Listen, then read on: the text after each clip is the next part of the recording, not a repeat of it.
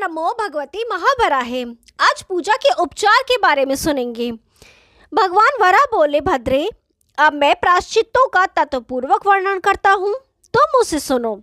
भक्त को चाहिए मंत्र विद्या की सहायता से यथावत सभी वस्तु मुझे व अन्य देवताओं को अर्पण करे। फिर आगे कहे जाने वाले मंत्र का उच्चारण कर दीवट का काष्ठ उठाना चाहिए। दीप काष्ठ का भूमि स्पर्श करना आवश्यक है, अतः जब तक वह पृथ्वी का स्पर्श न करे तब तक दीपक जलाना निषिद्ध है।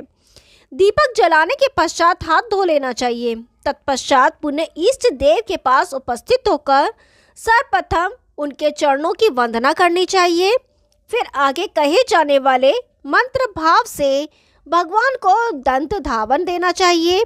मंत्र का भाव यह है, भगवान प्रत्येक भुवन आपका स्वरूप है, आपके द्वारा सूर्य का तेज भी कुंठित रहता है। आप अनादि अनंत और सर्व स्वरूप हैं।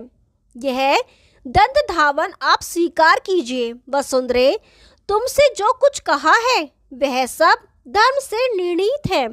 श्री विग्रह के हाथ में दंत धावन देकर पुनः यथावत कर्म करना चाहिए। इष्ट देव के सिर से निर्माल्य उतार कर उसे स्वयं अपने सिर पर रखें। सुंदरी, इसके बाद जल से हाथ को शुद्ध कर मुख प्रक्षालन आदि कर्म करना चाहिए। फिर शुद्ध जल से इष्ट देवता के मुख का प्रक्षालन करें। सुंदरी, इसका मंत्र इस प्रकार है। इस मंत्र से पूजा करने के फलस्वरूप पूजक संसार से मुक्त हो जाता है। मंत्र का भाव यह है, भगवान आत्म विष्णु स्वरूप इस जल को ग्रहण करें। इसी जल द्वारा अन्य देवताओं ने भी सदा अपना मुख धोया है। फिर पंचरात्र मंत्र द्वारा सुंदर चंदन, धूप, दीप और नैवेद्य अर्पण करना चाहिए। इसके बाद हाथ में पुष्पांजलि लेकर यह प्रार्थना करें, भगवान आप भक्तों पर कृपा करने वाले हैं, आप नारायण को मेरा नमस्कार है। पुनः प्रार्थना करें, भगवान आपकी कृपा से मंत्र के जानने वाले यज्ञ करने में सफल होते हैं। प्राणियों की सृष्टि आपकी ही कृपा से होती है। माधवी, इस प्रकार प्रातःकाल उठकर फिर अन्य फूल हाथ में ले। मुझ में श्रद्धा रखने वाला ज्ञानी पुरुष पवित्र होकर मुझ देवेश्वर की पूजा करे। संपूर्ण कार्य संपन्न हो जाने पर वह भूमि पर डंडे की भांति पड़कर साष्टांग प्रणाम करे और प्रार्थना करे, भगवान आप मुझ पर प्रसन्न हो जाएं। फिर सिर पर अंजलि रखकर निम्नलिखित प्रार्थना करनी चाहिए, भगवान शास्त्रों के प्रभाव से आपकी जानकारी प्राप्त हो जाने पर साधक की यदि आपको पाने की इच्छा और चेष्टा होती है तो आप उसे प्राप्त हो जाते हैं। योगियों को भी आपकी कृपा से ही मुक्ति सुलभ हुई, अतएव मैं भी आपकी उपासना कार्य करने में संलग्न हो गया हूँ। आपकी शास्त्रीय आज्ञा का मैंने संपादन किया है, इससे आप मुझ पर प्रसन्न हो जाएं। फिर मेरी भक्ति में संलग्न रहने वाला साधक पुरुष इस प्रकार शास्त्र की विधि का पालन कर कुछ देर तक मेरी प्रदक्षिणा करे। मेरा भक्त कोई भी क्रिया उतावलेपन से ना करे। इस प्रकार सभी कार्य संपन्न कर मेरी भक्ति में दृढ़ आस्था रखने वाला पुरुष घृत तथा तेल से मेरा अभियंजन करे। कार्य संपादन करने वाला मंत्रज्ञ व्यक्ति तेल, घृत आदि स्नेह पदार्थों की ओर लक्ष्य कर एकाग्रचित्त से इस प्रकार उच्चारण करे, लोकनाथ प्रेम के साथ मैं यह स्निग्ध पदार्थ लेकर आपको अपने हाथ से अर्पण कर रहा हूँ। इसके फलस्वरूप संपूर्ण लोकों में मुझे आत्म सिद्धि प्राप्त हो। भगवान आपको मेरा बारंबार नमस्कार है। मेरे मुख से जो अनुचित बात निकल गई हो उसे क्षमा कीजिए। इस प्रकार कहते हुए सर्वप्रथम मेरे मस्तक पर स्नेह पदार्थ तेल या घी लगाना चाहिए। पहले उसे मेरे दाहिने अंग में लगाकर फिर बाएं अंग में लगाए। इसके बाद पीठ में लगाकर कटी भाग में लगाने की विधि है। हृदय इसके पश्चात अपने व्रत में अटल रहने वाला पुरुष गाय के गोबर से भूमि का उपलेपन करे। हृदय गोमय द्वारा उपलेपन करते समय देखने तथा सुनने से प्राणी की जो पुण्य प्राप्त होता है उसे मैं कहता हूँ सुनो। साथ ही मैं अभियंजन करने का पुण्य भी सुनाता हूँ। उनकी जितनी बूंदें उस गोमय की पृथ्वी पर तथा इत्र तेल आदि की इष्ट देव के ऊपर गिरती है, उतने 1000 वर्षों तक श्रद्धालु पुरुष स्वर्गलोक में प्रतिष्ठा पाता है। इसके पश्चात उसे पुण्य आत्मा के लोक प्राप्त होते हैं। इतना ही नहीं, इस प्रकार जो भी मेरे गात्रों में तेल अथवा ग्रस से अभियंजन करता है, वह एक एक कण की जितनी संख्याएं होती हैं उतने 1000 वर्षों तक स्वर्गलोक में रहता है और मेरे उस लोक में उसकी महान प्रतिष्ठा होती है। हृदय, अब जो उद्वर्तन सुगंधित वस्तुओं से बना हुआ अनलेप मुझे प्रिय है उसे बताता हूँ, जिससे मेरे अंग तो शुद्ध होते ही हैं, मुझे प्रसन्नता भी प्राप्त होती है। कार्य संपादन करने वाला शास्त्र ज्ञानी पुरुष लोध, पीपर, मधु, मधुक, अश्वपर्ण अथवा रोहिन एवं कर्टक आदि के चूर्ण को एकत्र करके उपलेपन बनाए तो मुझे अधिक प्रिय है। यह अनुलेपन अथवा अन्य अन्नों की चूर्ण द्वारा भी अनुलेपन बनाया जा सकता है। जिसके हाथों द्वारा मेरा अनुलेप होता है उस पर मैं बहुत प्रसन्न होता हूँ, क्योंकि यह अनुलेपन मेरे शरीर को बहुत सुख देने वाला है, अतः इसे अवश्य करना चाहिए। यदि मेरी भक्ति करने वाला परम सिद्धि चाहता है तो इस प्रकार अनुलेपन लगाकर मेरा स्नान कराए।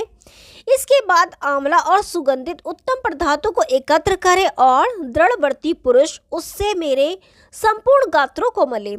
तत्पश्चात जल का घड़ा लेकर इस आशय का मंत्र उच्चारण करे, भगवान, आप देवताओं के भी देवता, अनादि सर्वश्रेष्ठ पुरुष हैं। आपका स्वरूप अत्यंत शुद्ध है। व्यक्त रूप से पधार कर यह स्नान स्वीकार कीजिए। मेरे मार्ग का अनुसरण करने वाला पुरुष इस प्रकार कहकर मेरा स्नान कराए। घड़ा सोने अथवा चांदी का हो, यदि ये द्रव्य न उपलब्ध हो सके तो कर्म का ज्ञान रखने वाला पुरुष मेरा तांबे के घड़े से स्नान करा सकता है। इस प्रकार सविधि कर्म से स्नान कराकर मंत्रों को पढ़ते हुए चंदन अर्पण करना चाहिए। मंत्रार्थ यह है, प्रभु, संपूर्ण गंधों से आपके मन में प्रसन्नता प्राप्त होती है।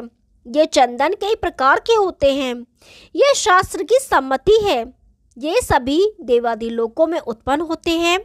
आपकी कृपा से सत्कार्यों में इनका उपयोग होता है। मैंने आपके अंगों में लगाने के लिए इन पवित्र चंदनों को प्रस्तुत किया है। भक्ति से संतुष्ट भगवान, आप इन्हें स्वीकार करें। इस प्रकार चंदन आदि सुगंध युक्त पदार्थ एवं माला आदि अर्पण करके पूजन करने का विधान है। कर्म में श्रद्धा रखने वाला कर्मशील पुरुष ऐसी अर्चना करके यह कहते हुए पुष्पांजलि दे, अच्युत, ये समयानुसार जल में तथा स्थल में उत्पन्न होने वाले पवित्र पुष्प हैं। संसार से मेरा उद्धार हो जाए इसलिए यह पुष्प आप स्वीकार कीजिए, स्वीकार कीजिए। इस प्रकार मेरे भागवत संप्रयुक्त विधि का पालन करते हुए मेरी अर्चना करने के पश्चात मुझे सुगंध द्रव्यों से बना हुआ धूप देना चाहिए। धूप से मुझे बहुत प्रेम है। इसके प्रदान से दाता के मातृ पितृ कुलों की आत्मा पवित्र हो जाती है। विधि के साथ धूप लेकर यह मंत्र पढ़ना चाहिए। मंत्र का भाव यह है, भगवान, यह दिव्य धूप बहुत से सुगंधित द्रव्यों से संपन्न है। इसमें वनस्पति का रस भी सम्मिलित है। जन्म मृत्यु से मुझे मोक्ष मिल जाए इसलिए मैं आपको यह धूप निवेदित करता हूँ। आप इसे स्वीकार करने की कृपा कीजिए। भगवान, संपूर्ण देवताओं तथा प्राणियों के लिए शांति सुलभ हो।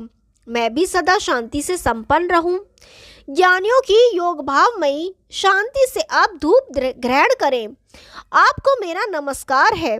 जगत गुरु, आपके अतिरिक्त इस संसार सागर से मेरा उद्धार करने वाला दूसरा कोई नहीं है।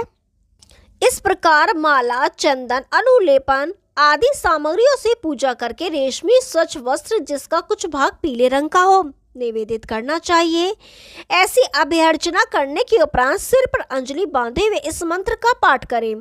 मंत्र का भाव यह है, संपूर्ण प्राणियों की रक्षा करने वाले भगवान, आप पुरुषों में श्रेष्ठ हैं। लक्ष्मी आपके पास शोभा पाती है। आपका विग्रह आनंदमय है। आप ही सबके रक्षक, रचयिता और अधिष्ठाता हैं।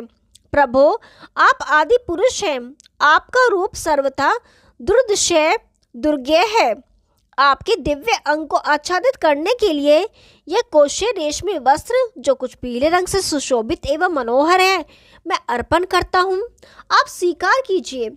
देवी फिर मुझे वस्त्रों से विभूषित कर हाथ में एक पुष्प ले और उससे आसन की कल्पना कर मुझे अर्पण करें। वस्त्र मेरे विग्रह के अनुसार होना चाहिए। पूजा करते समय प्रणव, धर्म एवं पुण्य में विचार से पूजन को संपन्न करना चाहिए। आसन अर्पण करने के मंत्र का भाव यह है, भगवान यह आसन बैठने योग्य, आपकी प्रीति उत्पन्न करने वाला, प्राज्ञ की रक्षा में उपयुक्त, प्राणियों के लिए श्रेय, आपके योग्य एवं सत्य स्वरूप है। इसे आप ग्रहण कीजिए। इस प्रकार शलाघ्य नैवेद्य आदि पदार्थों को अर्पण कर मेरे मार्ग का अनुसरण करने वाला पुरुष यथाशीघ्र कल्पित मुख प्रक्षालन देने के लिए उद्यत हो जाए। पुण्य पवित्र होकर देवताओं के लिए स्तुति करें। आप सभी लोग भगवत परायण हो। फिर उत्तम जल लेकर अपनी शुद्धि करें। यो भगवान को नैवेद्य अर्पण करके शेष प्रसाद हटा दें। इसके उपरांत हाथ में तांबुल लेकर यह मंत्र पढ़े। मंत्र का भाव यह है, जगत प्रभो ये तांबुल संपूर्ण सुगंध युक्त पदार्थों से युक्त है। देवताओं के लिए समग्र प्रकार से यह अलंकार का कार्य देता है। आप इसे स्वीकार करें। साथ ही आपकी प्रतिमा के प्रभाव से हमारा भवन विशिष्ट हो जाए। भगवान आपकी प्रसन्नता के लिए मेरे श्रीमुख में ये श्रेष्ठ अलंकार अर्पण किया है। इससे मुख की शोभा बढ़ती है, अतः आप इसे ग्रहण करने की कृपा कीजिए। मेरा भक्त इन उपचारों से मेरी आराधना करे। इसके परिणाम स्वरूप वह सदा मेरे महान लोकों को प्राप्त कर वहाँ नित्य निवास करता है। ओम नमो भगवती महावराहे। आगे का भाग कल सुनाएंगे। तब तक के लिए नमस्कार।